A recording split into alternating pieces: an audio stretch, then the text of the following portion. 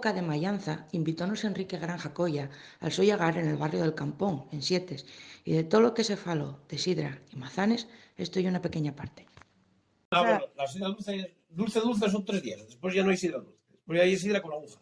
Vale. Entonces, el primer día hay sidra dulce y ácido a la vez. Sí. El segundo día ya hay sidra dulce. Ese día ya hay sidra dulce. Y el tercero también. Y a lo mejor el cuarto, en función de la manzana que se echó, también. Vale. Pero después, a partir de ahí, ya empieza a echar el burbujeo y a fermentar. Sí, ya. Y ya no tiene sidra dulce. Y ahí sidra con gas. Y es porque ya están fermentando. Entonces ya no hay sidra dulce. Claro. Está dulce, pero ya no hay sidra dulce.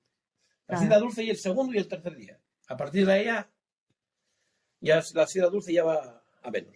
Sí, ¿no? Y aparte eso, sabes que vas a destinar ciertos sacos aparte.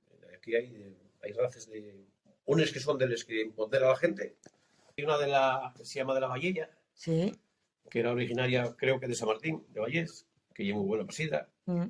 Había otra de aquí que se llamaban y de la Casa Sietes. Ah, mira. Había otra que llamaban de Camuesa. Había otra que llamaban de Perracaviella, que debe haber un pomar que tiene un paisano por ahí todavía. Qué bueno. Había... ¿Qué más? Había la de Fresnosa, que era de Reborio, que se usaba mucho para mesa. Ajá. Manzanas de Reborio o de Fresnosa, que llamaban. Sí. Usábanse mucho para guardar y muchas veces antiguamente llevaban la gente a vender a la plaza. Claro. Que llevaban porque eran manzanas de muy buen... Sí, eran de buen ver. De buen ver. Y después ya desde aquí la Riega y está Carrio y todo eso. Ese es caro, ese es más dulce. Bueno. Pero la Vallella y la de... La Vallella y la otra, la de la Casa Sietes. Sí. Esos son autóctones de... Vamos, ahora es en otros lados con otro nombre. Sí, hombre, sí, pero bueno. Pero aquí siempre se conocieron como eso, como esas dos clases. Vallella y Casa Sietes.